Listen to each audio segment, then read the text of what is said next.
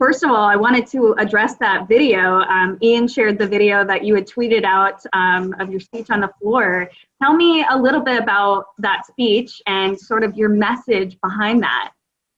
I'm incredibly frustrated. I think that seeing our community hurting, seeing folks losing their jobs, seeing people get sick, and then seeing politicians in Washington not be able to come to an agreement to help folks is unconscionable, and it's incredibly frustrating to me. I've been working for months. 2 months ago, I was part of a group, 25 Republicans, 25 Democrats. We hammered out a compromise deal on what a stimulus could look like. And it wasn't perfect. Nobody was totally happy, but it was a path forward.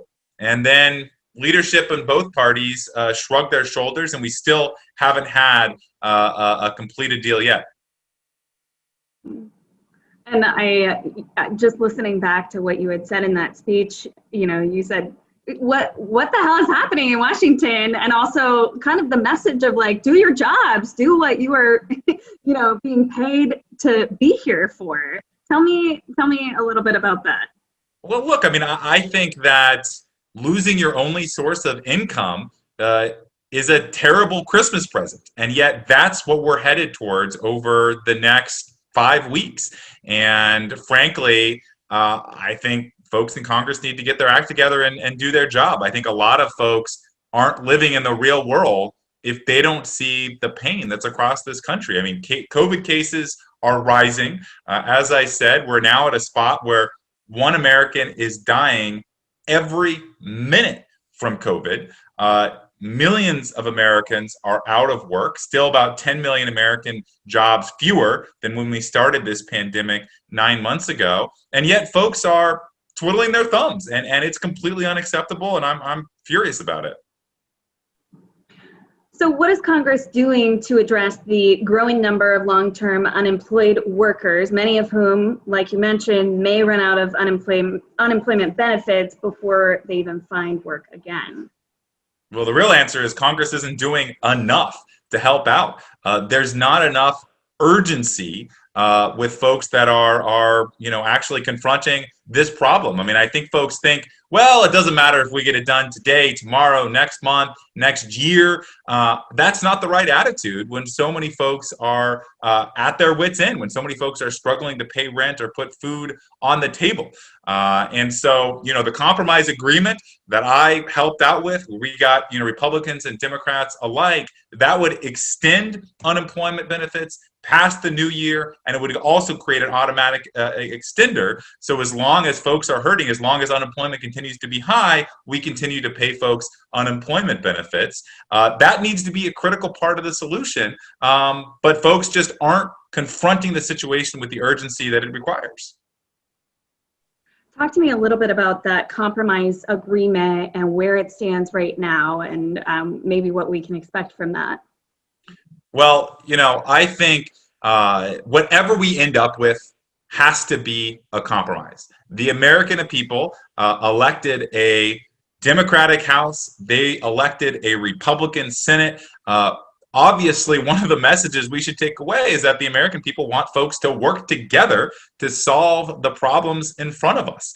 And yet, both sides, the Senate and the House, seem to be more interested in, yelling at each other on cable news than they are at actually working together in a room. One of the things I think we should do is just put the leaders of both parties in a room, lock it, and throw away the key until they come up with a compromise that can pass.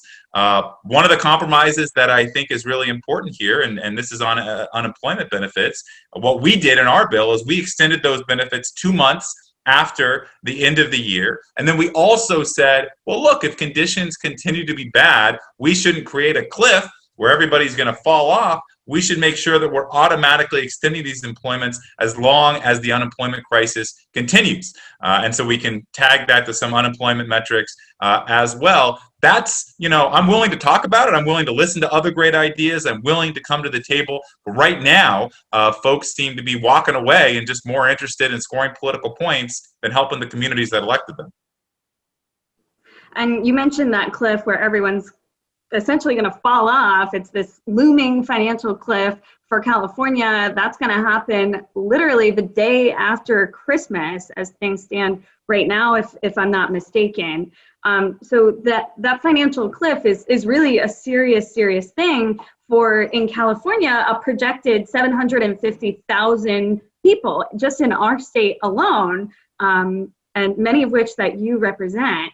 So talk to me about what you are personally doing to try to avoid that financial cliff. I think people don't understand the implications that this is going to have. Losing your only source of income in the midst of a pandemic, as I said, is a terrible Christmas present, and yet that's what we're headed towards. And this doesn't just affect the 750,000 people in California who are going to lose their only source of income. This is going to affect everybody. When one person in our community suffers this way, we're going to see big problems. We're going to see more businesses that struggle. Right now, half of all independent restaurants across our country are facing bankruptcy and closure. Half of all independent restaurants. And so we know what needs to be done. And so what I'm doing is pushing as hard as I can for folks to come to the table. I'm not placing blame just on one person. I'm placing blame on everybody. Everybody deserves blame when we're not able to come to a solution. And folks seem to be more interested in pointing fingers at each other and allocating, well, you are 49% responsible and you're 51% responsible. Who cares? Who cares who's responsible? Let's fix it. Let's make sure that we are extending these unemployment benefits past the cliff at the end of the year. Let's make sure that we are helping our small businesses, investing in our public health infrastructure to get the type of rapid treatment and testing that we need to keep our communities safe and get people back to work. That's what people want to have. And I do have a question from one of my producers. He says, with some federal unemployment programs ending, eviction moratoriums ending, payments like student loans being due again, all this happening around the beginning of the year, are you concerned about the effect all of these combined will have on people? Absolutely. Any one of these programs ending would cause a lot of pain across our community, but having them all end at once is going to be almost an unsurmountable challenge to our community members. I mean, think about somebody who has lost their job, who has been applying to job after job for months, but not able to find a place. But luckily, they've been able to stay in their home because of that eviction moratorium. Now you have a situation where they're losing their unemployment checks, their only source of income, and all of a sudden, all of that rent is due. What's going to happen? They're going to end up on the streets. If we don't do something, the number of homeless folks across California, which is already way too high, is going to surge dramatically. The number of folks going to food banks, needing help, this is going to be a huge amount of pain. And then imagine, the business owners, the folks that are actually going to have folks be forced out onto the streets and have closures because folks can't pay their bills and buy groceries. We're all in this together. And so we need a comprehensive solution that actually focuses on the best parts of the CARES Act and looks to extend those. That's why we need Republicans and Democrats to sit down and figure out solutions instead of just continue to point fingers. And then, is there an update on a new stimulus package? That's a question we get from our viewers pretty much daily. So I'm bringing that to you. Not enough. I know that I had Republican and Democratic colleagues who spoke with Secretary Mnuchin just yesterday about prospects that we can continue to work together. I know there is some movement, some conversations that are happening, but again, there is not the urgency that is necessary. People should be running around like their pants are on fire until we get a compromise that can pass and be signed in to law. And that's not happening. People are not dealing with this situation with the severity and the urgency that it requires. And I think it must be because they're blind, because look around. Folks need help. The pace that we are moving at right now is completely unacceptable. And hearing you talk about that pace and how, there isn't a whole lot of movement with this and your frustration with that, and hearing your speech on the floor of just kind of your frustration with people maybe not necessarily doing their jobs that they're paid to do.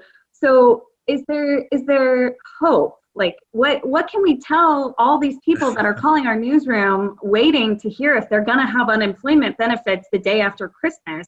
What can I tell them when it sounds like we have people in DC that aren't doing their jobs? Like, is there actually hope that things will move forward? Here's where my hope is. My hope is twofold. One is we know what needs to happen. This is not a complicated policy problem. Like I said, as soon as we put Republicans and Democrats in a room, we were able to get 25 Democrats, 25 Republicans to agree to what a compromise should look like. The second piece of good news is what the American people want. When we released our compromise bill 8 weeks ago, we got thunderous support from across the country. People said, yes, this is where we want our political system headed. We want people to work together. The only people who seem to not get that message quite yet are the leaders of the party, the folks that are actually responsible for getting in the room and hammering that and putting a bill on the floor of the House of Representatives. I guarantee you, if a compromise bill is reached, just the compromise that we put together, if that was put to a vote in the House and the Senate, people would vote for it overwhelmingly. I think President Trump has indicated his support for that legislation. It just seems to be political leaders who are more interested in scoring political points for their own partisan reasons than they are at helping folks who desperately need it right now. And you say this is an issue with some of the leaders. Are we talking about like Mitch McConnell, or do you mean anybody specific? Look, I'll just say everybody shrugged. Everybody shrugged when we released our compromise plan.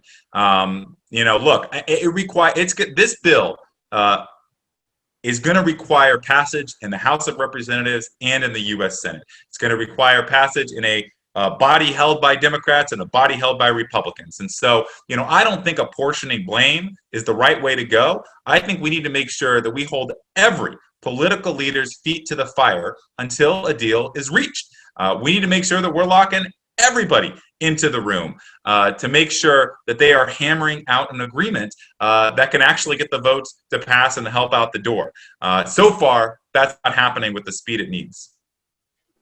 And any idea of the timeline of what we might be able to see with this compromise agreement?